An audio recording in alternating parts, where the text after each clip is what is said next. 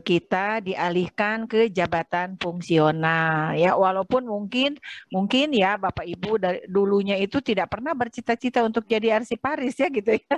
Ternyata sekarang karena kondisi organisasi pemerintahan kita sedang mengalami turbulensi, ada perampingan, kemudian Bapak Ibu harus memilih salah satu jabatan fungsional gitu ya, karena filosofisnya merampingkan struktur, memperkaya fungsi kan begitu dari pemerintah.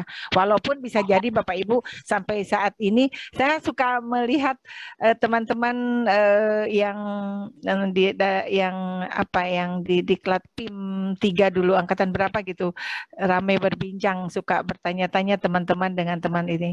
Sudah buat SKPRC Paris? Belum, saya belum ngerti malah SKP-nya kayak gimana katanya. Jadi nah, ini kondisi-kondisi seperti ini mau tidak mau Bapak Ibu ya harus dihadapi oleh kita ya Bapak Ibu. Walaupun itu tadi ya sebenarnya di awal ya mungkin kita tidak berniat untuk menjadi arsiparis, tapi ya kalau sebagai pegawai negeri sipil ya kita manut pada aturan pemerintah, sehingga sekarang Bapak Ibu sebagai jabatan fungsional arsiparis. Nah, sampai sejauh ini Bapak Ibu sudah beberapa bulan menjabat sebagai jabung. Apakah sudah melaksanakan tugas-tugas sebagai arsiparis Bapak Ibu? Masih mengawali Ibu Kokom. Masih mengawali ya. Masih meraba-raba Bu. Oh, masih meraba-raba. Awas jangan salah raba ya. Telurnya belum menyatu Ibu. Oh, belum menyatu, belum dong gitu ya, belum dong. Iya. Kita tuh makan bareng-bareng ya nanti saya. Jadi jabung masih rasa struktural ya Bapak Ibu. Iya, tidak apa-apa. Itu namanya masa transisi. Kita masih perlu beradaptasi ya dengan perubahan-perubahan ini. Tapi walaupun Bapak Ibu menjabat sebagai jabung arsiparis, mungkin di antaranya ada yang masih bertugas sebagai koordinator atau subkoordinator mungkin Bapak Ibu ya. Masih merangkap jabatan Bapak ya. Iya, jadi fungsi manajemennya masih tetap ada ya Pak ya? Ya, masih tetap, iya betul Pak. Kita sudah jabung tapi kaitan dengan pekerjaan masih tetap ada ya. Oke. Nah, baik Bapak Ibu, materi kita ini berkaitan dengan kode etik dan kode perilaku sebagai ASN Kemendikbudristek ya. Tentu kita dulu pernah bersama, kemudian kita berpisah ya Bapak Ibu, dan sekarang kita bersatu lagi. Insya Allah ya, mudah-mudahan ini untuk selamanya bersatu. Kita ini tidak dipisahkan lagi ya. Nah, di dalam pelatihan fungsional ini ada materi kode etik dan kode perilaku ASN Kemendikbudristek ya. Ini mungkin perlu dipahami oleh kita semua bagaimana sikap perilaku kita sebagai aparatur sipil negara dari Kementerian Pendidikan, Kebudayaan, Riset dan Teknologi ya. Nah, kita akan melihat Bapak Ibu terkait izin memperkenalkan diri. Ini tadi saya sudah diperkenalkan oleh Pak Sagimin. Saya masih tetap seperti yang dulu Bapak Ibu, tetap sebagai Widya Iswara ya. Walaupun saya juga tetap muda Bu. saya cantik Pak karena saya perempuan. Iya. Saya sempat berpindah mungkin ya, kalau Bapak Ibu dari struktural ke fungsional, kalau saya dari fungsional WI sempat pindah 4 tahunan ke struktural sebagai kabit. Nah sekarang sudah pindah lagi sebagai Widya Iswara, tapi sama dengan Bapak Ibu masih tetap rangkap sebagai koordinator juga Bapak Ibu ya. Nah, kita jalani saja Bapak Ibu kondisi ini ya. Nah, baik, selanjutnya kita akan melihat dasar hukum Bapak Ibu ya dari pelatihan kita ini. Tentu terkait dengan yang pertama adalah Undang-Undang Nomor 5 Tahun 2014 tentang aparatur sipil negara. Yang apa Bu? Nah, Ibu Suprihatin bocor ya Bu ya? Bocor ya Bu ya, baik. Lagi Nah, pesan kopi, Bu. pagi-pagi sudah ngopi ya Pak di dopingnya, baik. Nah, dasar hukum yang pertama ini Undang-Undang Nomor 5 tahun 2014 tentang aparatur sipil negara. Sebagaimana dijelaskan di dalam Undang-Undang ASN ini bahwa setiap PNS atau setiap ASN berhak mendapatkan pengembangan kompetensinya ya. Kalau untuk PNS ya 20 JP ya, minimal 20 JP pembelajaran per tahun. Nah, kalau untuk P3K itu maksimal 24 JP per tahun. Nah, karena ini merupakan amanat undang-undang, maka setiap instansi pemerintah harus sudah merencanakan pengembangan kompetensi bagi para pegawainya, baik PNS maupun P3K. Nah, pelatihan yang diikuti Bapak Ibu ini berkaitan pula dengan mandatori dari Undang-Undang Nomor 5 ini Bapak Ibu ya. Nah, kemudian yang kedua, landasan hukumnya adalah Peraturan Pemerintah Nomor 42 Tahun 2004 tentang pembinaan jiwa korps dan kode etik pegawai negeri sipil. Jadi kita sebagai PNS ada organisasinya ya, ada yang disebut Korpri Bapak Ibu ya. Sehingga ada kode etik, ada aturan, ada tata nilai yang menjadi landasan kita dalam melaksanakan tugas. Nah, berikutnya Peraturan Pemerintah Nomor 94 Tahun 2021 tentang disiplin pegawai negeri sipil. Ini juga sudah dipahami oleh Bapak Ibu ya sebagai landasan dalam sikap perilaku kita. Kemudian terkait dengan peraturan pemerintah ini nomor 17 tentang 17 tahun 2020 tentang perubahan atas PP nomor 11 tahun 2017 tentang manajemen pegawai negeri sipil. Di dalam PP pemerintah ini juga, PP 11 ini juga dibahas terkait pengembangan kompetensi pegawai negeri sipil. Kemudian terkait dengan peraturan Menteri Pendidikan dan Kebudayaan tentang Renstra dan Permendikbud nomor 48 tentang kode etik dan kode perilaku pegawai Kemendikbud. Baik, Bapak Ibu, itu dasar hukum dari pelatihan kita ya. Nah, selanjutnya kita akan melihat bagaimana pemerintah selalu berupaya Bapak Ibu ya untuk menjadikan PNS atau ASN kita ini kita kan sebagai apa ya Bapak Ibu sebagai pelayan masyarakat ya sebagai pelayan publik sehingga kita melihat ada jargon dari pemerintah itu sebagai ASN yang unggul dan berkarakter. Nah, untuk membangun ASN yang unggul dan berkarakter tentu diperlukan kode etik dan kode perilaku ya. Nah, agar membangun ASN yang unggul dan berkarakter lalu dihubungkan dengan profesi kita sekarang sebagai Japung Arsiparis, kira-kira karakter kita harus seperti apa ya Bapak Ibu agar bisa mewujudkan tujuan dari pemerintah kita itu sebagai ASN yang unggul dan berkarakter. Monggo siapa Bapak Ibu yang mau sharing? Pak Jaedi dari UB, apa kabar ini? Sudah lama tidak bertemu. Bagaimana Bu kabarnya Bu? Baik, sehat. Dulu PIM 4 ya bersama. Iya Ibu. Iya. Baik, Bapak Ibu silahkan. Ada yang mau sharing kira-kira karakter kita tuh harus seperti apa ya sebagai arsiparis? Silahkan Pak Alvan. Ya Bu, iya. Ya, makasih Bu Kokom. Apa kabar? Sehat Pak Alvan? Sehat Bu Kokom. Alhamdulillah. Monggo Pak, kira-kira. Yeah. Salah satu yang mungkin bagi saya paling penting untuk kita miliki itu integritas Bu. Integritas, itu, iya. Itu penting sekali bagi kita dalam melaksanakan terutama fungsi-fungsi arsiparis yang berkaitan dengan dokumen-dokumen penting institusi kita maupun negara kita. Bisa aja kan Bu, kita sebagai ASN memperjualbelikan informasi dan dokumen penting untuk kepentingan kita semua. Kami harap itu tidak terjadi di kami. Betul. Sementara itu, Bu Kokom. Iya. Terima Luar kasih. biasa Pak Alpan, terima kasih. Integritas ya, aduh luar biasa.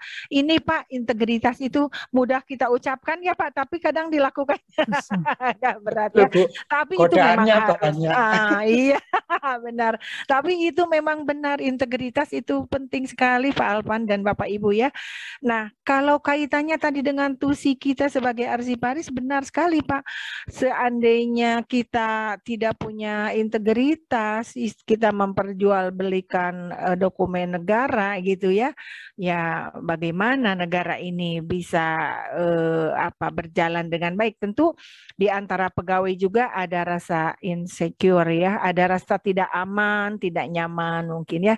Tidak usah jauh-jauh, seperti kemarin saja Bapak Ibu kita mengisi di BKN itu kan ada My SAPK ya. Semua data itu dari orang tua kita, anak semua dimasukkan ke situ. Di awal-awal setiap orang bertanya, ini aman enggak sih mengisi MySpark ini gitu kan? Karena data orang tua yang sudah meninggal pun kan harus sampai buku nikah kita semuanya ada diminta. Aman enggak buat kita ya? Karena ada kekhawatiran di kita itu ketika misalnya kita mengupload data biodata kita, tiba-tiba kita dihubungi oleh agen Pinjol, Bu. itu ya asuransi juga gitu ya, apapun itu pokoknya banyak menghubungi kita. Dari mana mereka tahu? Itu kan berarti ada data kita yang sempat bocor yang pernah kita isikan. Nah, seperti itu. Nah, kaitannya dengan tugas kita sebagai arsiparis, tentu kita harus memiliki integritas, benar sekali Pak Alpan. Ini ya modal dasar kita. Ya, integritas itu kan berarti bersatunya perkataan dengan perbuatan ya. Jadi ucapan, pikiran, perasaan dengan tindakan itu selaras, sejalan. Nah, kalau tidak sejalan, ini bisa dijual nih informasi ini seperti film ya. Film yang spy itu yang agen-agen, ada agen ganda menjual informasi negara ke sana ke sini supaya dapat keuntungan gitu ya. Nah, tugas kita itu sangat mulia Bapak Ibu karena kita harus menjaga rahasia negara. Konon Bapak Ibu, rahasia negara itu apabila itu sangat-sangat rahasia, pasangan kita di rumah pun tidak perlu diberitahu kan, seperti itu ya. Nah, itu kaitan dengan kode etik dan kode perilaku kita yang berkaitan dengan jabung kita sebagai pejabat fungsional arsiparis ya. Oke, baik, terima kasih Pak Alpan. Integritas inilah yang harus kita jaga ya.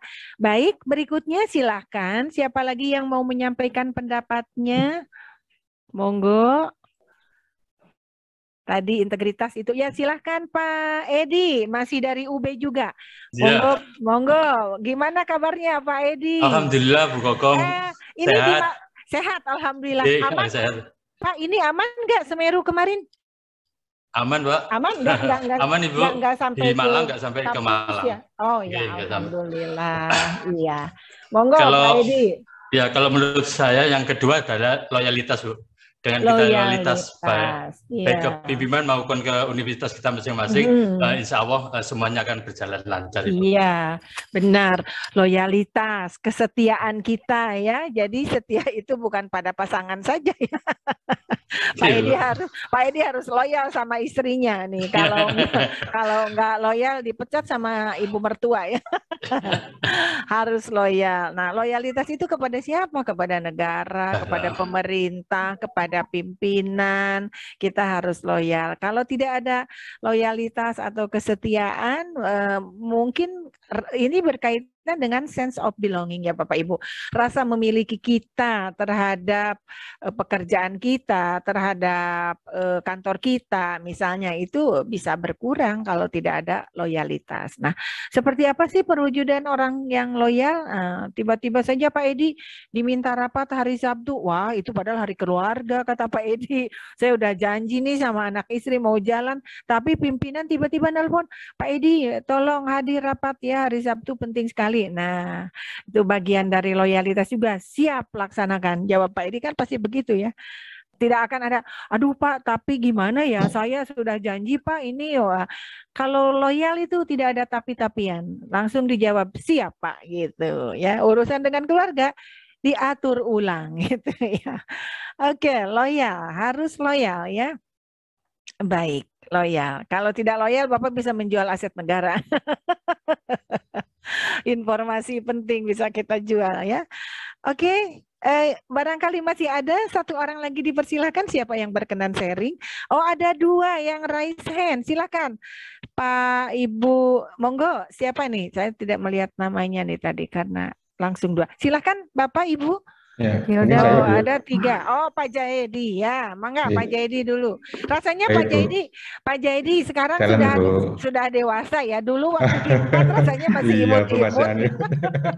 Iya, Bu. masih unyu-unyu itu.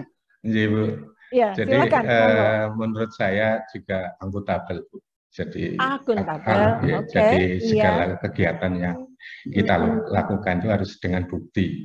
Karena itu menunjukkan prestasi dan kinerjanya. Iya, Ya, akuntabel ya, berkaitan dengan akuntabilitas. Bagaimana kita melaksanakan tugas-tugas yang harus kita pertanggungjawabkan. Kepada siapa kita berakuntabilitas? Yang pertama kepada Tuhan ya, Pak Jaidi, kepada Allah yang memberikan amanah kepada kita gitu ya.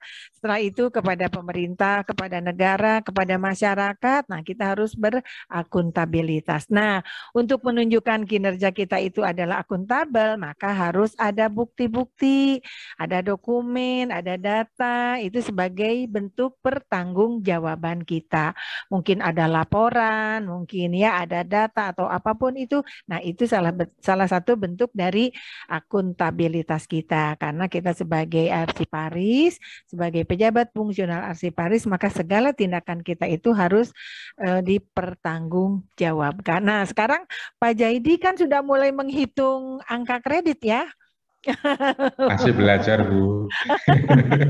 Nah, jangan kaget Bapak Ibu, kalau dulu Bapak Ibu kenaikan pangkatnya otomatis ya 4 tahun, yang reguler itu ya 4 tahun naik. Kalau sekarang kan bisa 2 tahun, tapi harus mengumpulkan angka kredit. Berapa angka kreditnya?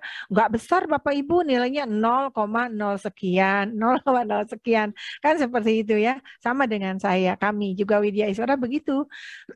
Angka kredit yang kita kumpulkan itu 0,0 sekian sampai sekian, dikumpul-kumpulkan ya insya Allah bisa naik pangkat dalam 2 tahun. Apa iya dalam 2 tahun naik pangkat Bapak Ibu ya? Tergantung ya. Tergantung dari ini Bapak Ibu ya. Karena seringkali kita melakukan banyak kegiatan Bapak Ibu, tapi kita lupa mendokumentasikan ya. Sehingga pada saat kita akan ajukan sebagai angka kredit, waduh ini mana buktinya, oh ini mana dokumennya. Jadi seperti itu. Nah, maka ketika Bapak Ibu menjadi arsiparis sekarang nambah, harus telaten, harus rajin, teliti ya gitu ya. Bagian dari jabatan yang kita emban saat ini. Karena setiap dokumen yang sebagai produk dari pekerjaan Bapak Ibu itu kan bisa dihitung sebagai angka kredit ya. Entah sebagai unsur utama atau unsur penunjang atau sebagai pengembangan profesi mungkin ya. Nah, walaupun kata Pak Jaidi sekarang masih belajar, nggak apa-apa ya. Kadang-kadang kita semua juga belajar sesuatu yang masih baru, tapi asik Pak Jaidi kalau pas sudah mengumpulkan angka kredit. Hanya harus rajin ya. Baik, akuntabel. Terima kasih. Jadi setiap tindakan kita, pekerjaan kita dapat dipertanggungjawabkan. Buktinya apa? Nah, itu data, fakta, dokumen, bukti fisik. Nah, apalagi Bapak Ibu sekarang sebagai pejabat arsiparis, dokumen itu menjadi hal yang sangat penting ya Bapak Ibu, baik dalam bentuk hard copy maupun softnya ya, baik dalam bentuk fisik maupun dalam bentuk digital. Nah, sekarang arsip itu tidak lagi seperti dulu Bapak Ibu ya, sampai numpuk lemari itu, sampai di ruangan juga seperti gudang ya. Begitu dicari susah ketemu gitu karena penyimpanannya yang tidak menggunakan kodifikasi misalnya gitu ya. Nah, sekarang kita sudah digital, lebih enak, lebih mudah untuk mencari arsip-arsip yang kita butuhkan ya. Oke, baik. Terima kasih Pak Jaidi. Masih ada tadi yang iya, silakan. Selamat pagi Ibu dengan Selamat Hilda. pagi Mbak Hilda dari UT ya. Ini yang Pondok Cabe ya? Betul Bu. Tetanggaan kita nih Mbak Hilda. Iya, dekat-dekatan Ibu ya. Iya, deketan. Ya Bu, sesuai dengan yang Ibu sampaikan tadi, sepertinya kalau disiplin juga masuk di dalam sana ya Bu ya. Nah, ya. Karena pengaplikasian dalam pekerjaan kita juga. Betul. Disiplin ya Mbak Hilda. Kalau tidak disiplin, target kinerja kita tidak akan tercapai. Tidak akan tercapai. Benar, apalagi kita sekarang ada SKP ya, ada SKP. Tentu ada target-target yang harus kita capai, yang harus kita wujudkan. Tanpa disiplin, maka itu susah. Nah, termasuk juga Mbak Hilda ini nanti pada saat menghitung angka kredit. Angka kredit, betul Bu. Kalau tidak disiplin mengikuti, kapan ada sidang penghitungan pengajuan dupa, kapan ada Ibu harus mengumpulkan dokumen. Nah, itu disiplin juga ya. Oke, baik. Disiplin sangat penting bagi kita ya. Terima kasih Mbak Hilda. Masih ada tadi? Ya, masih ada. Silakan tadi sesudah Mbak Hilda itu masih ada dua. Waalaikumsalam Pak Mulyono, apa kabar? Ini juga dari UT. UT Pondok Cabe juga Pak Mul? Ya, sama. Sama Mbak Hilda ya. Baik. Salam kenal Bu dan salam sehat buat kita semua. Iya, salam kenal juga dari saya dan salam sehat selalu Pak Mul. Jadi begini Bu, kalau dulu ASN itu aneka ya Bu ya. Iya benar. Akuntabel, nasionalis, etika, terus komitmen mutu dan anti korupsi. Iya. Pak Jokowi menginginkan seluruh ASN tidak hanya fungsional arsiparis, iya, berakhlak. Benar. Betul ya Bu ya? Akhlak. Iya, benar Bapak. Mungkin nanti akan dijabarkan semua oleh teman-teman. Iya, oke, baik. Nah, berat ya Pak Mulyono, berakhlak, berakhlakul karimah kan. Ini berakhlak dalam konteks pegawai ya. Kita semua harus berakhlak. Nah, nilai aneka itu sesungguhnya ada nanti dileburkan ke dalam akhlak, berakhlak ini. Jadi kalau dulu memang kita ada 5, itu mulai dari akuntabilitas sampai anti korupsi. Nah sekarang core value dari aneka itu tetap diramu, dimasukkan ke dalam berakhlak gitu ya. Oke, baik Pak Mul, terima kasih. Masih ada kiranya satu lagi ya, sisa tadi yang raise hand dari 3 orang. Monggo. Ada saya Bu, Asri Bu. Oh iya, Pak Asri. Dari Aceh, dari Malikus Saleh ya? Ya, Malikus Saleh. Malikus Saleh. Oh, gimana kabar di sana Pak Asri? Baik Bu, sehat-sehat semua Bu. Semua, cuma ya kami kan baru di Malikus Saleh hanya arsiparis baru ada 6. Ada 6 orang. Iya, apalagi baru saja mendapatkan apa namanya tata laksana yang baru nih, organisasi baru kan. Iya, kami masih satker Bu, masih satker. Oh, jadi, masih satker. Oh, iya, iya. Dan OTK juga OTK baru kan, baru. Betul. Nah, jadi saya pikir dalam konteks ASN dibutuhkan juga etika publik, karena berbicara publik kan sangat banyak, apalagi bermacam publik, masyarakat juga dalam hal kita melayani juga banyak corak dan ragamnya, apalagi dalam pendidikan kan, yang mahasiswa, yang dosen, yang pimpinan. Nah ini kan juga bermacam pola, bermacam tingkah, di mana kita juga sebagai ASN juga harus mempunyai etika terhadap pelayanan publik itu. Iya. Itu selain komitmen itu juga perlu sekali kan. Betul, betul Bapak. Iya, oke, baik Pak Asri. Etika publik penting sekali bagi kita ya, karena setiap ASN itu kadang menjadi rujukan ya, rujukan dari sikap, perilaku pelayan tadi seperti yang Pak Asri sampaikan, rujukan bagi sikap, perilaku pegawai pada saat melakukan proses pelayanan. Nah, sehingga seringkali kadang-kadang Bapak Ibu ya seperti peribahasa ya, karena nilas titik rusak susu sebelah. Hanya oknum-oknum PNS tertentu melakukan tindakan tidak terpuji, lalu kemudian kadang media massa juga memblow up-nya habis-habisan. PNS itu kerjanya bla bla bla. Masa perilaku PNS kayak gitu bla bla bla. Padahal hanya 1-2 oknum ya. Kan selebihnya nggak begitu. Nah, itu karena tidak menjaga sikap perilaku yang berkaitan dengan etika pada saat melakukan pelayanan kepada publik. Nah, etika itu kan bisa dimulai dari sikap perilaku, ucapan, tindakan, bahkan termasuk penampilan Bapak Ibu juga itu bagian dari etika. Cara Bapak Ibu berpakaian. Coba bayangkan kalau Pak Asri ke kampus, kemudian silahkan, ini ada minta izin dari Politani Payakumbuh, silahkan Pak Hazanatul. Misalnya Bapak Ibu ke kampus atau ke kantor menggunakan pakaian yang tidak sesuai dengan norma dan etika yang berlaku di kampus, misalnya ya, pakai celana jeans tapi bolong-bolong, atau misalnya benangnya kemana-mana, pakai kaos oblong. Nah, itu kan bagian dari etika publik juga gitu ya. Nah, sehingga kadang-kadang hal-hal yang berkaitan dengan sikap perilaku segelintir oknum kemudian digeneralisasi. Kalau sudah tertangkap media massa, maka langsung disimpulkan PNS sekarang kelakuannya bla bla bla. Padahal kan itu oknum ya. Maka penting bagi kita untuk menjaga etika publik. Nah, kalau kaitannya dengan tugas kita sebagai arsiparis, misalnya pimpinan rektor membutuhkan dokumen. Pak Asri, saya perlu dokumen ini. Siap Bapak, dicari dalam waktu 5 menit. Dicari 5 menit tidak ketemu, 10 menit tidak ketemu, sampai 30 menit. Kemudian malah tidak ketemu juga. Baru lapor lagi ke rektor.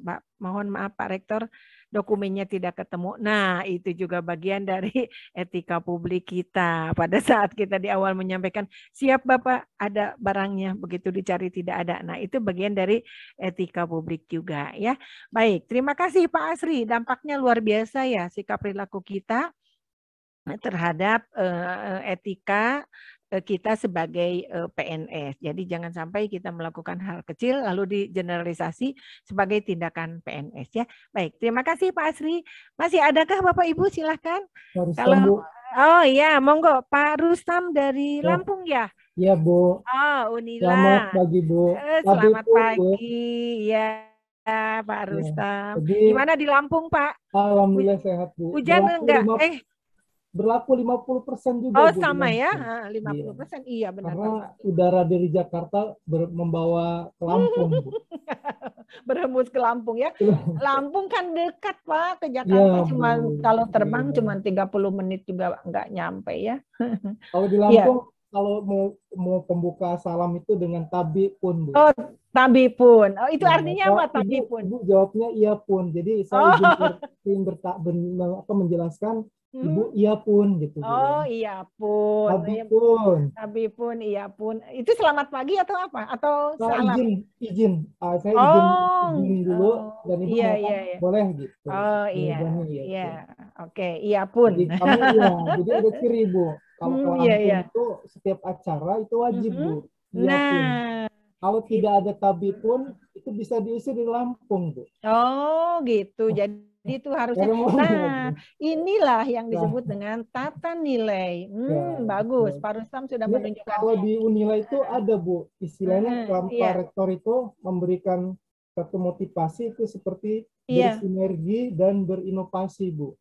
Bersinergi dan berinovasi. Seluruh pegawai yang ada itu harus memiliki sinergi dan berinovasi. Betul, jadi, itu yang ditekankan oleh Pak Rektor kami di tahun ini.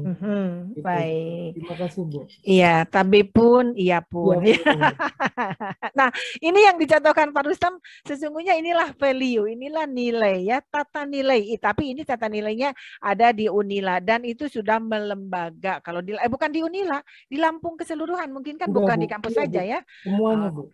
Nah, itulah tata nilai ya, nanti yang berpengaruh kepada kode etik ya, kepada etika dan perilaku dari Bapak dan Ibu. Maka tadi Pak Rustam langsung tabe pun karena saya belum tahu jawabannya.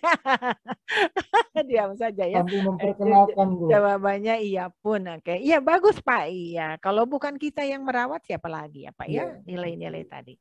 Baik, ada nilai di sana bersinergi dan berinovasi. Bagus, ini penting bersinergi. Karena organisasi itu akan berkinerja tinggi ketika ada sinergi, antara pimpinan atau seluruh stakeholder yang ada. Coba kalau masing-masing pimpinan bergerak ke arah kanan, lalu yang lainnya ke arah kiri, bagaimana bisa mewujudkan visi, misi organisasi? Maka di situ perlu sinergi. Ini value, ini ada nilai yang berpengaruh kepada etika dan perilaku kita. Nah, tadi yang kedua, berinovasi.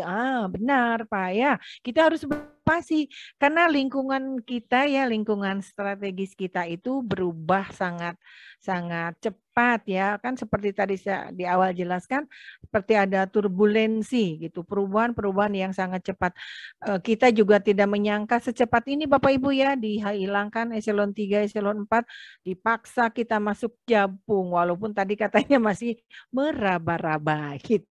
Karena dipaksa dengan keadaan kita harus masuk ke sini ya. Nah, ketika kita masuk pada satu jabatan baru, tentu kita harus banyak belajar agar kita bisa menciptakan inovasi, khususnya pada saat kita melaksanakan tugas-tugas dan fungsi kita. Jadi kalau dulu arsip itu ditumpuk, sekarang digitalisasi. Nah, itulah inovasi ya. Oke, baik. Terima kasih Pak Rustam. Bersinergi, berinovasi ya. Adakah lagi yang lain? Tabe pun, iya pun. Silakan, masih ada lagi Bapak Ibu, monggo yang mau menambahkan. Oke. Ya Bu, saya Bu Arif Bu. Oh, Nggi, silakan. Pak siapa? Mas siapa? Pak Arif. Pak Arif. Ya. Oh, dari Pak UT, Arif. Bu. UT juga, Maaf Pak Bu, Arif. sedang di jalan Oh sambil iya, menyimak Bapak. Bu. Tidak apa-apa, siap. Iya. Ya. Saya ingin menambahkan di sini etos kerja Bu. Etos kerja, oke, bagus. Iya. Ya, seperti apa Iya, implementasinya Bapak kira-kira? Etos kerja itu ya menyangkut tadi sangat besar sekali ya kalau untuk arsip gitu. Iya, mengenai benar. tanggung jawab kerja. Yes, benar Bapak. Etos kerja. Tanpa etos kerja yang baik, maka pengelolaan arsip tidak akan optimal ya. Udah males besok aja dirapiinnya.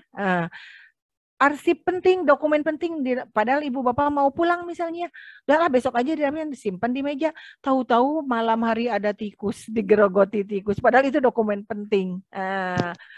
Atau ada kopi tiba-tiba tumpah, wah padahal itu dokumen penting. Nah maka dibutuhkan etos kerja, kerjakan sampai selesai, rapikan meja-meja, rapikan dokumen sebelum kita pulang. Itulah bagian dari etos kerja kita sebagai orang yang menangani di pengelolaan arsip. Jadi jangan sampai udah nanti aja ditunda, nanti siapa tahu ada tikus, ada air tumpah, atau ada hujan, atau ada bocor. Nah itu. Jadi salah satu ini adalah kata Pak Arif adalah etos kerja. Oke, bagus Pak Arif. Harus punya etos kerja yang baik, kalau tidak bisa berantakan arsip kita ya.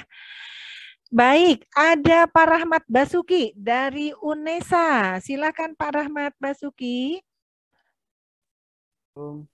Ya, waalaikumsalam. Monggo. Mungkin yang salah satu cirinya juga profesional, Ibu. Profesional, oke. Harus itu ya Pak Rahmat? Ya, betul. Mampu menempatkan diri sebagai seorang yang mengerti akan tugas dan tanggung jawabnya. Oke, profesional berkaitan dengan kompetensi juga ya Pak Rahmat. Iya, setuju Pak. Kalau berkaitan dengan kompetensi, berarti berkaitan dengan 3 domain ya, knowledge, skill, dan attitude ya, pengetahuan, sikap, dan pengetahuan, keterampilan, dan sikap. Nah, orang bisa profesional kalau dia punya pengetahuan ya. Kalau dia punya pengetahuan, dia akan terampil. Nah, kalau sudah terampil, sikapnya juga pasti akan bagus. Maka 3 domain ini tidak bisa dipisahkan ya, knowledge, skill, dan attitude. Maka dia akan kompeten. Nah, sehingga ketika melakukan tugas-tugasnya akan sangat-sangat profesional. Nah, kan kita sering Pak Rahmat ya kalau misalnya bertransaksi di toko atau di mana lah gitu, di mall mungkin, di warung atau di mana, di Indomaret. Terus pelayannya itu judes, kembaliannya kurang, kita pasti langsung berpikir, dasar pelayannya nggak profesional misalnya. Kita mudah sekali mengatakan begitu ya. Kenapa? Itu wujud dari kinerja gitu ya. Sama kita juga Pak Rahmat ya. Sebagai arsiparis, kalau pimpinan butuh dokumen, siap Pak, 5 menit saya siapkan. Nah itu benar-benar harus ada 5 menit, itu jangan siap Pak 5 menit, datang lagi lapor, Pak maaf tidak ada dokumennya. Nah itu yang tidak profesional Pak Rahmat ya.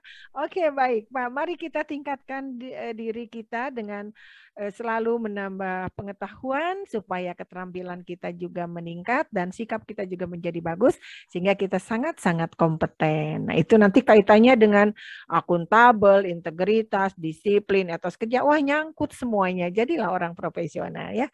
Oke, terima kasih Pak Rahmat. Masih adakah yang mau sharing? Oke, silakan. Ya. Pak Rudi, Iya. Ya, di Dari Malang. UM, Bu. Masih tetap berkumis Pak Rudi ya. Iya. Belum memutih, Bu. Oh iya, belum meninggalkan dunia hitam ya. Ya, saya kira satu hal yang harus dimiliki bahwa kita harus mampu dan mau untuk berkompetisi. Karena sebagai arsiparis, tuntutan untuk selalu berinovasi, kemudian mempunyai pemikiran-pemikiran baru, sehingga di dunia luar pun kita mampu bersaing, sehingga mungkin memiliki baik kompetensi dan sebagainya lebih baik lagi, sehingga diperhitungkan oleh negara-negara lain, kita tidak ketinggalan, gitu Bu. Baik dari segi teknologi ataupun SDM-nya. Iya. Itu Bu, makasih Betul, Bu. Pak Rudi, betul. Kita harus tadi menarik sekali berkompetisi. Kita harus karena ketika kita bisa berkompetisi, bisa bersaing dengan orang lain, berarti kan kita menunjukkan ada sesuatu keunggulan, ya. Ada kelebihan dari kita, baik dari sisi inovasinya, mungkin dari sisi sarana prasarannya, dari regulasinya, dari SOP-nya. Di situ ada inovasi-inovasi sehingga kita bisa bersaing. Kenapa kita mesti kalah oleh swasta? Misalnya gitu ya. Kalau pelayanan di swasta begitu butuh tek berapa detik langsung keluar. Oh, ini ada. Sama seperti di kampus Bapak Ibu, di perpustakaan juga begitu kan Pak Rudi. Kalau perlu buku ini kan tidak, kalau zaman dulu ya, zaman dulu kita kuliah, saya kuliah, mencari buku itu, ditelusuri dari lorong ke lorong. Saya juga kan di UM dulu ya, saya juga pernah di UM di Pasca Pak. Mencari buku itu kalau zaman baheula mah gitu ya, rak-rak dilihat gitu. Kalau sekarang kan enggak ya, tinggal udah online semua Bu, bisa langsung dicari. Klik judul buku, klik penulis, udah. Oh ini lagi dipinjem si Anu, oh ini lagi di ini, oh ini ada, luar biasa. Itulah. Nah itu bagian dari pengelolaan kegiatan arsiparis juga ya Pak, mendokumentasikan itu ya. Nah setuju Pak Rudi, berkompetisi tentu ketika kita siap berkompetisi, kita harus mengunggulkan diri kita ya, agar kita bisa bersaing dengan para kompetitor, tapi tentu bersaing dengan cara yang sehat. Setuju Pak? Karena kalau kita mau berkompetisi pasti akan melahirkan inovasi-inovasi yang baru ya. Baik, terima kasih Pak Rudi. Ya Bu. Masih ada, silakan tadi yang masih berkenan saya. Ya Bu. Monggo Ibu Titin. Oke. Ya, dari mana? Oh, dari UNESA ya. Ya. Ibu Ya Bu. Titin Sumarti, ya. UNESA. Iya. Ya, terima kasih Bu. Ibu. Perlu pula dipupuk rasa gotong royong. Artinya gotong royong, kerjasama tim dan bekerja, karena dalam kearsipan itu tidak hanya satu orang yang bisa bekerja, kita harus perlu pula bekerja sama dengan pihak lain, orang lain, dengan staf lain. Iya. Solidaritas juga perlu dipupuk sehingga hasil kinerja kita nanti akan tercapai. Iya. Memuaskan ya. Terima kasih Bu. Terima kasih Bu Titin. Tadi gotong royong, kerjasama, kolaborasi itu penting bagi kita. Apalagi kalau di perguruan tinggi kan kita membutuhkan satu data untuk diarsipkan. Kadang itu datangnya dari unit lain kan. bukan misalnya kan ada unit yang menciptakan arsip kan gitu ya, ada unit yang menyimpan, ada unit yang mengelola. Nah, itu di situ benar kata Bu Titin tadi, perlu gotong royong, perlu kerjasama, perlu kolaborasi. Jadi kita tidak bisa tidak bisa bekerja secara sendirian, kita harus ngetim dengan unit-unit yang lain ya. Apalagi tadi kaitannya di perguruan tinggi kan ada pencipta arsip itu kan bisa di kemahasiswaan, bisa di keuangan, bisa di kepegawaian gitu ya. Lalu dikelola, lalu disimpannya nanti di mana, didistribusikan kemana. Nah, itu di situ perlu gotong royong kolaborasi ya. Baik, terima kasih Bu Titin. Apakah masih ada yang lain atau sudah cukup sharingnya? Sudah cukup Bapak Ibu ya? Oke. Oh iya, oke, siap. Baik. Ya, saya lanjut lagi ya. Jin, saya buka lagi ini. Nah, Bapak Ibu